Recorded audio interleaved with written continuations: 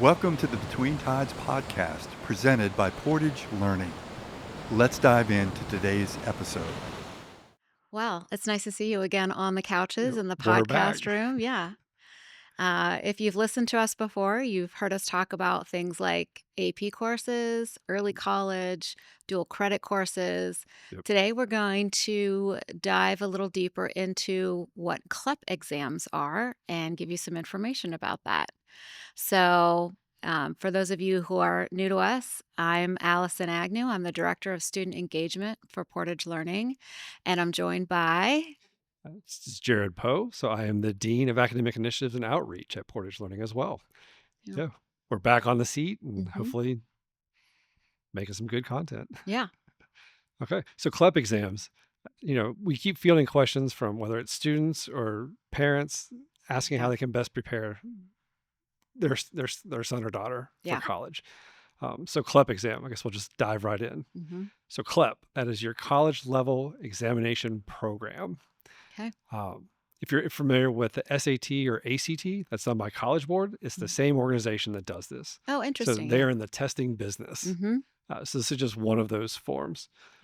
So today we're just going to be talking about what is CLEP, who would want to take it, why you would want to, like what are the pros, what are the cons, and just to make sure people are mindful of things before investing time and money into it. Yeah, that's fair because all of these things cost time and money, Absolutely. and each option is a good option for the right person, but might not be the best option for every student. Absolutely. And you said it, time and money. There's also your education. Like, Mhm. are you going to be prepared? Is this something like you really need? It's going to be crucial for you?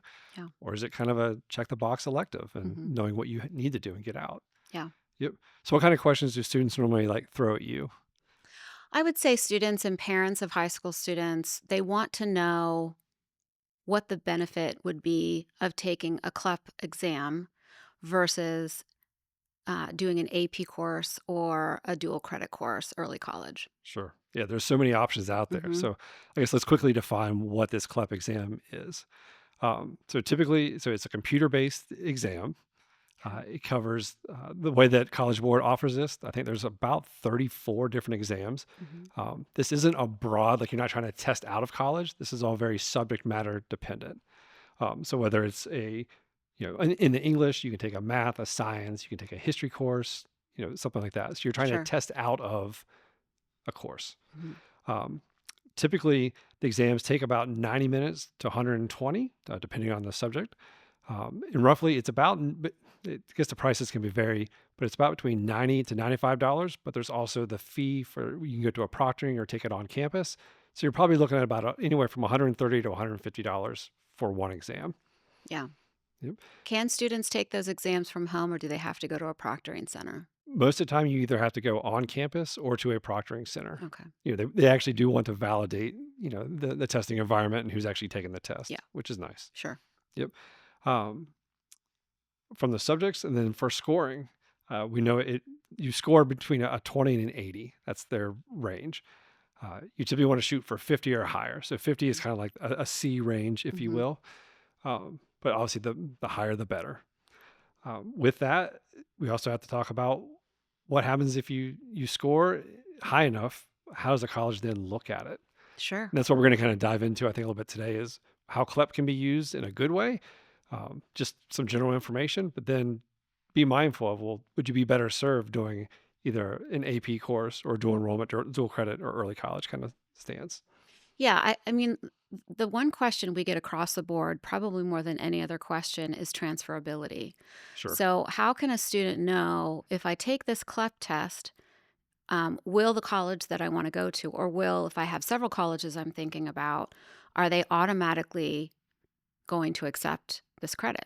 Sure. It's a tricky question we Hmm. field all the time because Yeah. transferability. Yeah. I always start with you have to talk to the institution. Yes. If you know the school you want to go to, call them. Hmm. Call them and ask for help. Ask to engage to talk to, like, especially their registrar, Hmm. where things are going to stand. By and large, any institution or like these third party providers, you can't ever guarantee something Right. unless they, absolutely had like an ironclad transfer agreement. And even then, there's caveats to that to say, like, well, if this is to your major or a minor, or is this an elective, like all that actually matters. And so Hmm. asking those questions is really, really important. Yeah, we say this all the time. In higher ed, transfer acceptance is always at the discretion of the Correct. receiving school. So nobody can say for sure except that school if it's going to be transferred in and accepted. Correct.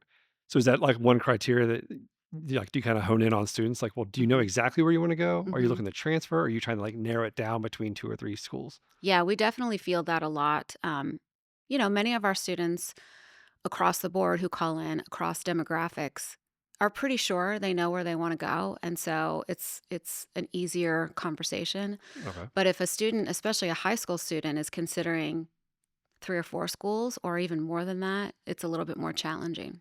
Sure. And to clarify, when you finish the CLEP exam, you are not getting a college transcript. Great. That is Yep. a good clarification. Yep. And so actually, if you go out to the CLEP website through College Board, they actually have a really useful kind of widget or tool Mhm. online that you can type in the institution that you're hoping to attend, and it will tell you whether they accept any at all, which a lot of institutions actually don't accept CLEP. But if your institution does, they'll tell you which courses qualify, what score you need to hit for them to actually just to consider what's Mhm. going on. Yeah, that's really helpful. Yep, absolutely. So if you are considering CLEP, I would obviously highly recommend you check that as kind of your Yeah. first step. Mhm. Um, when you're talking with students, do you try to assess like what kind of a learner they are? Like, do you think Yeah. like how to guide them? Like, is this a CLEP kind of student, or would they benefit more from being in the classroom? Yeah. That's a great question. We do as much as we can try to have those conversations as well because there are all kinds of good students. Some students are excellent test takers. So for them, a CLEP test can be a great option. But for a student who maybe is weaker at taking tests, but great at writing papers or great at Mm, class interaction yep, or does all the homework and turns it in on time and usually scores well, that's a different consideration. That person may benefit more from taking an actual course because they'll score better, they'll do well in that, and they'll learn the content that maybe they haven't learned yet, rather than just trying to sit down and take one exam and hope for the best. sure. Yep. And with the CLEP, we do know that, if you do take it, it does come with study guides, so it can help prepare you for it. But if you do fail it, I believe there's about a 3-month wait before you Mm, can retake it. So it's not just you keep just taking it over and over and over, yeah. each week until you hope you do that. It I would kind of also say, I feels, mean, if you're going to take it multiple times, like you're going to go up to the cost of a college course anyway. So you're not really saving that money. yeah, that's fair. And it does feel like an all your eggs in one basket kind of a deal. Like Yeah. you're rolling the dice on one test and hoping that you do well. But again, for a student who has the knowledge base in the subject that he or she is taking the test on, a test can be a great way to get that um to get that done. So Yeah. yeah. I think it's also interesting from an admissions perspective, as people are evaluating students, Hmm. you can prove that you passed an exam versus if you're carrying in a college transcript that says like I've sat with the professor, I've worked through the problems, you've had that dialogue, the back and forth, you've Yeah. engaged with the material. To me that always lands as that's a deeper sense of learning. Hmm. And that's not to diminish like independent learners because there are people that can read stuff independently and truly absorb the material and understand it. Sure. But it's also like, have you learned how to learn? Do you know how to ask the Hmm. questions? Do Hmm. you go deeper into this information? Yeah. Um, but again, I think it depends on why you would want to use the CLEP exam. Right. Uh, one of the things I want to clarify, if someone is listening to this and they're like, well, if there's 34 possible exams you can I take them all and transfer into a school? Yes. Can I? Right. Again, there's always so many ways to answer this question. But probably. By and large, no. Yeah. I know of two universities that they have unlimited number that you can transfer in. Mhm. Unfortunately, they probably don't have the greatest reputation in Sure. terms of like what is the value of a diploma. And so I know when you talk to students, one of the things I also try to reference is when you're trying to move into a school, you want to start there. You want to get your degree from there. Is what is the value of a diploma? Yes. The example I would give is, and this is going to be an extreme example, but it makes the point. Like, if you wanted a Harvard diploma, Hmm. you're going to need 120 roughly credits to graduate with a bachelor's degree. Are you going to bring in 100 credits from somewhere else or even through CLEP if that was possible and only take 20 credits on campus, does that actually equal a Harvard education and the Harvard degree? Yeah. I would say no, Right. because it's actually come from somewhere else. Um, and so while there may be institutions that will allow 34 different CLEP exams to come Mhm. in for transfer, a lot of them have ceilings, and Yeah. it's going to impact things. Yeah, and I also want to say that it's not an all or nothing question or answer either, because Right. you may choose a variety of ways to kind of get that little jump head start on Yeah, college. You having a might mixed say, bag. well, in this subject, I am going to do a CLEP test because I know I'm good on the subject matter. I'm a strong enough test taker. I think this would be a good option. But over here, this is a course that might actually help me pursue my major. Mhm. And I think I want to take the actual subject and have that be a transcript that I'm going to carry with me to college. So it's not that you have to do one or the other. It is possible, and it may be a really good idea for a student who's capable of it to do both. Sure. And you brought up a good point too with the major. A lot of institutions, if this is your major and they Hmm. need to vet you, that say like they trained you, most of the time, an exact course for your major will not transfer because Yeah. they want to be the ones teaching you. Yeah. That's a So good always point. mindful to keep. Yeah. Um, one of the examples I'll also give in terms of like, well, who can actually benefit from a CLEP is one of the things to also note is that a CLEP exam, when you transfer it, it does not impact your GPA. Yeah, that's always interesting to me to think about. Yep. And so there's two ways to think of this. And this is where it gets really interesting. Hmm. So one of the examples I would give is I had a college friend who spoke English and Spanish fluently. Hmm. And so, but he was in the Intro to Spanish course. And I was like, why are you sitting here? But he was also a basketball player, and his coaches always encouraged him to like take courses that will boost your GPA. So Sure. this was an easy A for him, Yeah. right? So for him, it made sense to sit in the class, to pay the tuition, and to Yeah. do it. Um, but for someone else, if you weren't an athlete or you just need to get your foreign languages done and you're already fluent in a language, Hmm. then maybe the CLEP exam is a great way to go. Yeah. Because for $130, you test out of your foreign language and you're moving on, so you can do other things. Hmm. So to be fair, like there are opportunities, but you just need to know at what cost does that actually come. Yeah. Yep. One question I had, because I saw that you had done some research on demographics, Sure. is who's taking the CLEP? Is it largely high school students, or are there other people that are taking CLEP exams? Yep. So high school students is about a fifth of the population. So about 20% are high school students. That actually surprised me. I I thought it know. would be a lot higher. Okay. I thought it would actually be lower. Oh, really? Yeah. And it was like, are they that familiar to that degree of information to actually pass a CLEP exam? Yeah, that's true. That's a fair point. Yeah. But especially as dual enrollment in early college is climbing in high schools, Yeah. is maybe they have the exposure Hmm. to be able to say like, I'm comfortable with this. Like, let's roll the dice and see if Hmm. we can get this done. Yeah. But the largest demographic is actually adult learners. Hmm. So especially if you're looking to go back into a second career, if you're trying to finish up something, or if you're swapping, different tracks, that seems to be the highest one. Is you've had exposure to college, you know how to learn, you feel like you can do this independently, Yeah. and so you go in for it. But again, you got to be mindful of what are those next steps. Hmm. If you're going into nursing, you probably don't want to take all your nursing courses via CLEP exam, Yeah. because that would be a waste of time, because they're going to want to instruct you and teach you Yeah. as you get there. Yeah, that's a good point. Yep. The other two is military personnel. Hmm. I believe it is actually free for military. Okay. And so that's, again, about 20% of that. And so Yeah. if you are military, you're an independent learner, Hmm. and you need to get some electives or something else knocked out, this could be a tremendous way to go. Yeah, that's a great point. So you talked about some of the pros. What are some cons to taking a CLEP test? Yep. So some of them we covered. So the acceptance caps is just knowing like you can't take everything under the sun and bring it in. Yeah. Absolutely knowing and checking with the institution you hope to attend, whether that university, college, whatever you want to call it, like what is their ceiling, Sure. and how is it actually treated? Unfortunately, like we've said multiple times, it's always at the discretion of the receiving institution. Hmm. How is that going to land? And so will they count it as an equivalent? Does it just go in as an elective or not at all? Yeah. Yep. One of the things I also like to stress is at times elective can almost be like a negative word.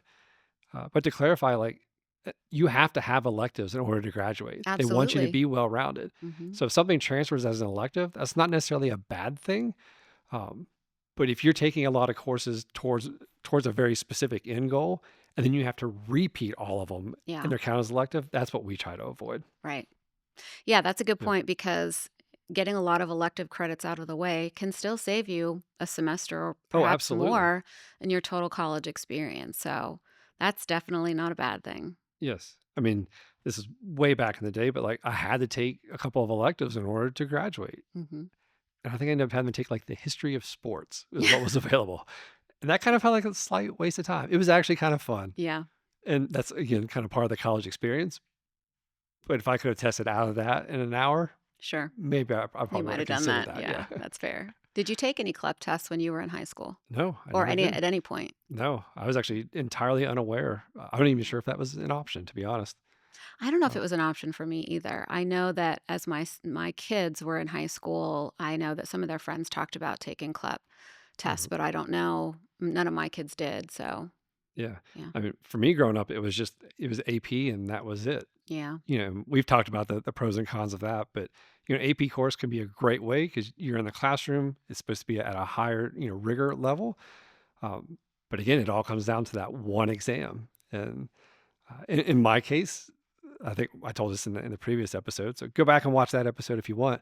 Um, but the entire content of what the AP exam was on, we didn't even cover in this history class. mm, And so it was yeah. I remember it was on the Vietnam War was what the entire AP exam was on, and we never even got to it. Wow. So that was a bit of a bummer, and a bit of Yeah, a waste of a yeah, year. So that can be a downside of the AP exam. sure. So you obviously need to have a really good teacher, but you should also probably cover what's going to be on it. Probably. Yeah, that's noted. Yeah. Yep, and with the CLEP exam, one of the things to note is, again, because it's done by College Board, whether it's the SAT or ACT, they have lots of prep books that are out there. Mm, You also get a prep book, like a study guide, if you will, for the course that you're wanting to test out of. So again, if you're an independent learner and you feel comfortable reading through material or you've already been exposed to it, it can be helpful. sure. But if you aren't that, or if you have questions, you know, Google can be great, but sometimes it's also not the entire picture and it can also be misleading. And so again, what is the quality of the education? What's the learning experience that you're getting? You know, you can find yourself stuck, and then that's going to impact obviously the way that you test and how you perform. Yeah. Just be mindful of those things. So when we talk about the test itself, is it is it structured like an SAT or an ACT, or what's the structure of it Yeah, mainly I like? mean, it's a very similar computer-based Okay. exam. I believe it's around 90 plus questions. Okay. Don't quote me on that one, Hmm. but it's going to be very familiar. So if anyone's ever taken an SAT, it's going to be a very Okay. familiar vibe for it. So multiple choice, I'm guessing. Yep. Yeah. I'm sure there certainly can be like some short answer, especially if you're taking like the math section of it. There's gonna be a Hmm. lot of calculations, stuff like that. Yeah. Makes sense. Yep. Now, I guess maybe another point is, do you get a lot of students? I mean, especially these days, Hmm. is it expected for them to be a computer-based test taker? I know some people don't think well typing on a keyboard. Yeah, that's a good question. It's not one that I've gotten a lot, but in reading some articles, I've seen that there are some four-year institutions, colleges and universities that are moving away from those types of tests, and they're going back to the old blue book so that a Really? student is Oh, sitting in class and they are using a pencil and they are writing their test answers in the books because, with the advent of AI, it can be challenging for colleges to stay on top of, authentic test taking. And mhm. so that's one way that they're kind of moving, it seems like a little bit backwards. But yeah, not every school values that skill. It probably depends greatly on where you're going and again, like what you're majoring in. Okay. So it sounds like you're saying if multiple choice questions alone drive you nuts and you kind of struggle with that, would you advise a student to actually take it in the classroom where they can maybe have more long form where they can write out the answers and do some I better? mean, maybe. It just really depends on the student and what their skills are, what their strengths are and weaknesses. Mm. Um, Test taking is a skill, Sure. and some students excel at that, and other students struggle. And again, it's not measuring the caliber of the student; it's measuring the caliber of the student's test taking ability. Sure.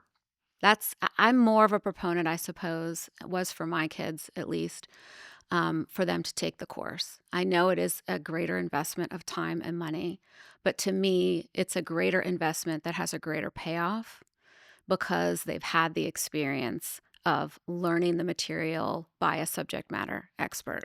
And I think there's a lot of value in that. Hmm. Um, but certainly, again, for the student who can do it, CLEP can be a great option to knock out one or two courses. Yeah. Yep. Again, just to reiterate, like you said, it's be a great option to do one or two. Hmm. But if you're trying to do so many, you start exceeding. Yeah. If you're thinking in the tens, the twenties, and so on, I hope that this kind of student would want to call in and talk to you, so you can help Yes. guide them. That like this might not be the best path for you, Right. or best strategy, I guess that you should Yeah. say. Yep. Another thing or another question that we sometimes get is, will taking CLEP tests and doing well on them strengthen the college application? Mm, And so I actually reached out to a couple of college admissions folks, and they said it doesn't hurt it, certainly. Why would it? sure. But it doesn't necessarily strengthen it either, in the same way that taking a college course or an AP course would. Because, again, to your point that you talked about earlier, taking the course and doing well in the course demonstrates a kind of student that you are. The CLEP test demonstrates how much knowledge you have in a given subject and how good you are at giving that knowledge back in test form. But those are the two things that it measures, whereas doing well in a college course measures much more than that. Sure. I would imagine, when you're evaluating a student, you see like, oh, they transferred in CLEP credits. To me, like it would just signal like maybe they're a really good independent learner. Hmm. But it also makes it really hard to assess, is this someone who can work within a group? Do they know how to Sure. actually engage in material, to ask critical questions, the Hmm. critical thinking component? Um, so it's a lot to evaluate. It doesn't, to your point, I don't think it actually strengthens. I don't think it hurts, Sure. but it does limit how you can be evaluated. Yeah. The CLEP test, I think, serves a very specific purpose Hmm. for a very specific type of student. Sure. Yep. So again, yeah, just to reiterate that is, I think if you have a pre-existing background and a solid knowledge base, Hmm. again, if you're fluent in another language, you can take out your foreign languages. Sure. If you were just love math, there's a subject that you just absolutely loved, and you want to get through like your intro levels, your first year of courses. It could be a great way to test out. The other alternative, which is also very similar to CLEP, just to make sure that throw this out as an additional option, is there's CLEP, which it is testing your competency in it to a degree, but there are institutions that also do the CBE, the competency-based education. Okay. Um, the perk of that is it's actually offered and done by the university. Hmm. And so if you do want to check in, you can check the sites for where it's accepted, but the schools that you're interested in, if you look to say like, I feel like I could test out, you're not going to get a college transcript with CLEP, but if your institution offers CBE, Hmm. then you can go in and actually test out there and go that route. Oh. And if you do have questions, then at least you have the professor, on campus right there Hmm. to help guide you. Yeah, that's a Through great that. option. Yep. So they do have parallels, but again, a little bit of differences there as well. Okay. Yep. And then if you just really love the classroom experience, that's where AP would be great. Same with dual enrollment, early college, and the things that that we do every day. Yeah. To be able to learn directly from a professor who's going to walk alongside you, every step of the way, Sure. to make sure preparedness is the top goal there. Absolutely. Yep. And that really is what we're talking about. When we think about especially a high school student looking to go to college, Hmm. as a parent or as a school counselor or teacher, you want those students to be prepared so that they will have success in their college experience. Absolutely. And that really is why there are so many options. There's not one road to college. There are gap year students. There are students who do a mix of work while they're going to Hmm. school. And then there's the full-time learner who's living at home, the full-time learner who's living on campus, the student athlete, the student who's involved in activities. So there are so many ways that you can get from point A to point B, and it is not a straight line for most students. Absolutely. And that's why knowing what options you have available to you and looking at them clearly and diligently to figure out, okay, what's going to be the best option, or maybe more than one option for my student. Yep. Always advise too is to make sure you keep everything in balance. Mm, You can do independent learning, but the only down, not the only, but the downside of some of that is you don't really have that exchange of ideas. sure. When you're sitting in a classroom and you're taking on other students' perspectives and being challenged even on your own, I think it's where you see growth, especially in just your learning and the education experience. Hmm. Um, and just to throw that out there, that there is an extreme value to that, and you don't want to miss that as well. Yeah, that's a great point. Yep. It can be a lot when we're researching options for ourselves as students or for our children as students. Mhm. There are, as I said before, lots of pathways to get from point A to point B. And it's good to know what those options are and have a little bit more clarity and information on them. So, hopefully, we've done that today in giving you more information about what a CLEP test is, what it isn't, and who it might be for, and maybe who it might not be such a good option for. Absolutely. It's fun to have these kind of dialogues because at the end of the day, I think it's our heart and our mission is to be able to help prepare students and advise them in the best possible way. I love what Absolutely. you do in your role and making the difference. Again, for the listener, uh, if your questions go beyond CLEP, check out the previous episodes. But we also love to get feedback from you. So, we always encourage them ask questions or leave a comment, Hmm. and then hopefully we'll answer them in another session. Absolutely. All right. Yeah, great talking to you. Yeah. Likewise. Thanks. Thanks.